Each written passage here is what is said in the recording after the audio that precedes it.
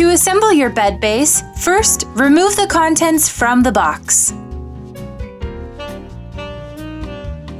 Unfold the bed frame and then unfold the legs. The legs will lock together when positioned at 90 degrees and the red push buttons click. Repeat this step to lock in all the legs. To fold back up when not in use, push the red buttons in and fold the legs under the base.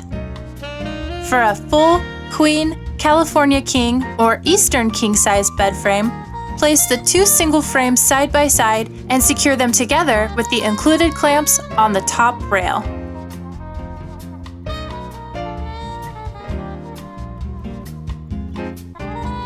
For a twin or twin XL size, you'll only need one single frame. Now place your mattress on your base and you're ready for bed.